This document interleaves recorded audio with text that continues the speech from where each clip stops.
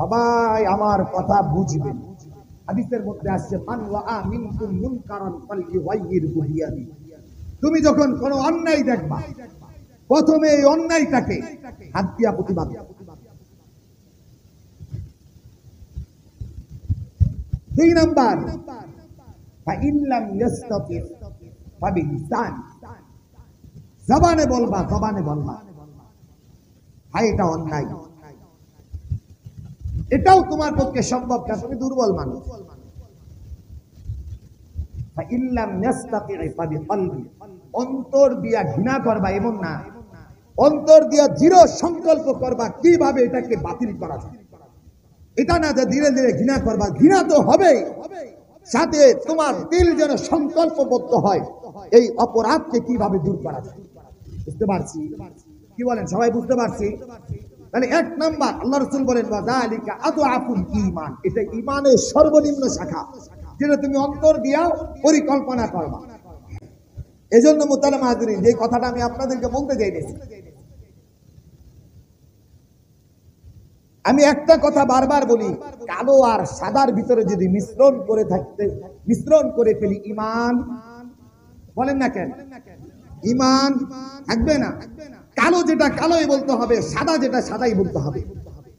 এজন্য মুহতারাম হাজিরিন, আমার তো প্রথম থেকে এই চিন্তা ভাবনা ছিল, এখন এই পরিস্থিতিটা বড় আকার ধারণ করছে। এর কথা কইল এই যে পাশে মদ বিক্রি, কি কন আপনারা? এই এখন কথা জোরে কন, এই পাশে কি হয়? চূড়ান্ত কথা আমাদের মসজিদ থেকে, আমার চাকরি থাকুক আর নাই থাকুক, আমি জেলে যাই আর যেখানে, এখানে মদ বিক্রি হবে না। থাকবেন আপনারা? থাকবেন আপনারা? আমার সাথে আপনারা জেলে যাইতে রাজি? আমরা 1 সপ্তাহ, আমাদের নেতৃবৃন্দ যারা আছেন, দায়িত্বশীল এখন যারা আছেন, আমি আপনাদের কাছে হাত জোর করে অনুরোধ করতেছি, 1 সপ্তাহ আমি আপনাদের কাছে সময় নিলাম। আপনারা যদি বন্ধ করতে না পারেন, আগামী জুমার পরে আমরা এটাকে বন্ধ যেভাবে করা যায় সেভাবে আমরা কাজ করব। পারবেন আপনারা? আমার চাকরি রাইখা আজকে কথা বলতেছি, আমি জানি এটার পরে কি হবে, আমি জানি। এজন্য আমি আপনাদেরকে বলছি, পরিস্থিতিটা ভিন্ন রকম ধারণ করতেছে। অনেকে আমাকে গত 1 সপ্তাহ অনেক অভিযোগ করছে, ত্রাণ দিতে গেছি তখনও ফোন দিয়া বলছি। আমি এটাকে অনেক সময় আগেই মাথায় নিছিলাম, চিন্তা করছি আস্তে আস্তে একটু ঠিক হয়ে যাবে। না, এটা আকার ধারণ করছে ভিন্ন রকম।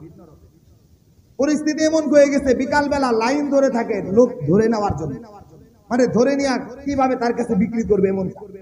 মনে রাখবেন, পৃথিবীতে যত বিশৃঙ্খলা হয় আমাদের অপরাধের কারণে। অপরাধ এটা না যে আপনি করতেছেন, অপরাধ দেখাও না বলার কারণেও এই শাস্তি আমার কাঁধে আসে। এজন্য আমি দায়িত্বশীল সহ আমাদের যারা এলাকার আছেন, মুরব্বিয়ানে আইজম,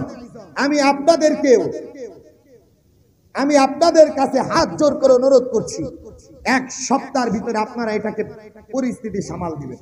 যদি না দিতে পারেন, আমরা যতগুলো মুসল্লি আছে আগামী শুক্রবার মিছিল নিয়ে যায় যা করা দরকার তাই করব। রাজি আছেন আপনারা? এই অপরাধ গোপালপুর ওপেনে হবে না, হবে না। ওপেনে গোপালপুর মদ বিক্রি হবে না, হবে না। ঠিক আছে তো ইনশাআল্লাহ? আমাদের নেতৃবৃন্দ যারা আছেন, আমি আবারও আপনাদের কাছে হাত জোর করে অনুরোধ করছি, আপনারা 1 সপ্তাহের ভিতরে এটাকে বন্ধ করবেন। 1 সপ্তাহের ভিতরে এটাকে প্রশাসনিক সমস্ত কিছুর মাধ্যমে এটাকে বন্ধ করবেন। চাই আমি আপনাদের কাছে, বাধ্য হচ্ছে এই কথাগুলো বলতে। আগের পরিবেশের চাইতে আরো পরিবেশ খারাপে রূপান্তরিত হচ্ছে। আমি আপনাদের কাছে হাত জোর করে আবারও মাপ চাইতেছি, যারা দায়িত্বশীল আছেন, প্রশাসন হোক, ডিসি বরাবর হোক, আপনারা এটাকে 1 সপ্তাহের ভিতরে বন্ধ করবেন। 1 সপ্তাহ যদি বন্ধ করতে না পারেন, কিভাবে বন্ধ করতে হয় এটা তাওহীদি জনতা জানে। ইনশাআল্লাহ যারা সুন্নত পড়ি নাই, সুন্নত পড়ি।